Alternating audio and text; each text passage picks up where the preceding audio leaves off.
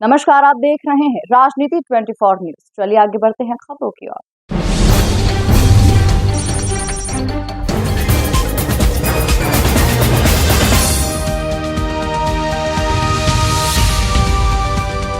मध्य प्रदेश के मुख्यमंत्री डॉक्टर मोहन यादव के द्वारा सीएम हेल्पलाइन की शिकायत पर गंभीरता से विचार करते हुए पूर्व प्रदेश की तमाम पुलिस अधिकारियों को उचित दिशा निर्देश दिए गए थे और इसी के तहत इंदौर में एडीजी डीसी सागर के द्वारा पुलिस अधिकारी के साथ संयुक्त बैठक की गई है। दरअसल आम व्यक्ति के लिए सीधे और आसान शिकायत पर अपनी बात शासन प्रशासन तक पहुंचाने के लिए सीएम हेल्पलाइन एक आधार है और इन्हीं सीएम हेल्पलाइन पर बढ़ती हुई शिकायत और पेंडिंग शिकायतों को लेकर मुख्यमंत्री डॉक्टर मोहन यादव द्वारा पिछले दिनों कई तरह के दिशा निर्देश दिए गए थे और इसी के तहत इंदौर में एडीजी डीसी सागर द्वारा तमाम पुलिस अधिकारियों के साथ एक बैठक आयोजित की गई।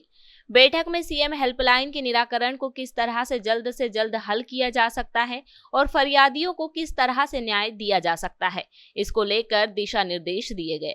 इस दौरान मीडिया से चर्चा करते हुए एडीजी द्वारा कहा गया कि सीएम हेल्पलाइन एक अच्छा और बेहतर काम करने वाला प्लेटफॉर्म है। यहां पर आम आदमी की बात सुनकर उसका निराकरण पुलिसकर्मी बेहतर रूप से करते हैं और इसे किस तरह से और अच्छा किया जा सकता है, इसको लेकर बैठक की गई थी, जिसमें मुख्य बिंदु नाबालिग बच्चों के अपहरण और महिला संबंधित अपराध के साथ ही ऐसे अन्य अपराध हैं जिन्हें पुलिस मौके पर पहुंचकर इलेक्ट्रॉनिक और अन्य सबूत के आधार पर फरियादी की बात सुनकर इसे हल किया जा सके। इन तमाम मुद्दों पर बैठक में चर्चा हुई है और आने वाले समय में सीएम हेल्पलाइन की शिकायतों का जल्द से जल्द निराकरण हो सके, इसके ऊपर भी गौर किया जाएगा। नमस्कार, मैं डीसी सागर,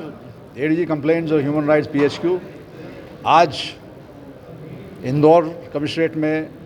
सीएम हेल्पलाइन की शिकायतों के संबंध में एक बैठक रखी गई थी और इस बैठक का प्रमुख उद्देश्य ये था कि जो पुलिस मुख्यालय स्तर पर जो शिकायतें आती हैं उन शिकायतों की समीक्षा की गई और ये माननीय मुख्यमंत्री स्तर पर भी इनकी समीक्षा की गई। तो निकल कर ये आया कि हमारे जो पुलिस के अधिकारी कर्मचारी हैं बहुत ही कर्मठ हैं, बहुत अच्छी ड्यूटी करते हैं और ये जो शिकायतें हैं जो सीएम हेल्पलाइन पर पोस्टेड हैं, इन शिकायतों को भी उसी ऊर्जा, उसी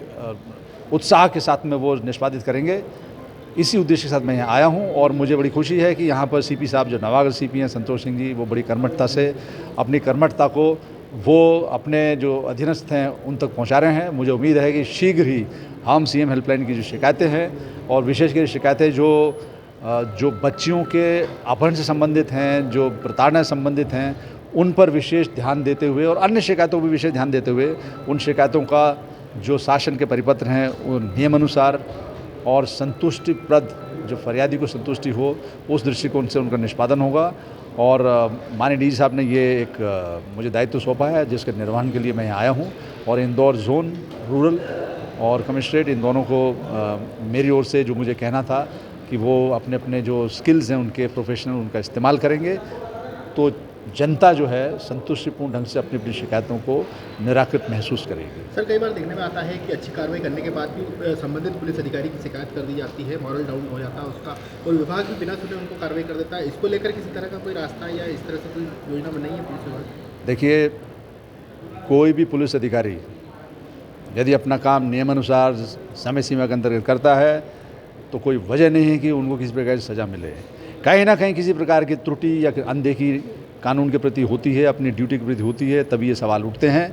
अन्यथा ये कभी, मेरा तजुर्बा है कि कभी ये सवाल नहीं उठता कि आपने कोई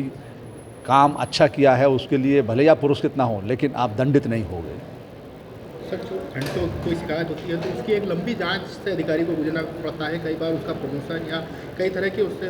रुक जाता है। तो इस तरह से जो जांच लंबी चलती है इसको लेकर कोई पुलिस जांच जो लंबी चलती है उसके लिए यहाँ के जो सीपी साहब हैं उन्होंने योजना बनाई हुई है। उस योजना के अंतर्गत उन्होंने इसमें स्टडी भी करा रखी है, तो उस योजना के अंतर्गत वो इन सब चीज़ों को समेटते हुए संतुष्टिपूर्ण ढंग से समय सीमा में शिकायतों का निराकरण, यही तो हम कह रहे हैं कि शिकायतों का निराकरण तुरंत घटनास्थल पर जाकर और जो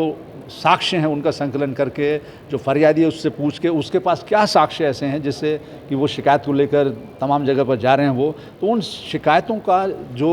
आधार है, जिसको एविडेंस बोलते हैं, जिसको साक्ष्य बोलते हैं, चाहे वो डिजिटल हो, फिजिकल हो या वो बयानबाजी हो या गवाही हो, उन सब की समीक्षा यदि IO L1 लेवल पर जो थाना प्रभारी करेगा, मुझे उम्मीद है कि कभी कोई ऐसी बात आएगी नहीं। आप एक बार इसको आजमा के देखिए, यही मैंने इनको बताया है। और इनको यही बताया मैंने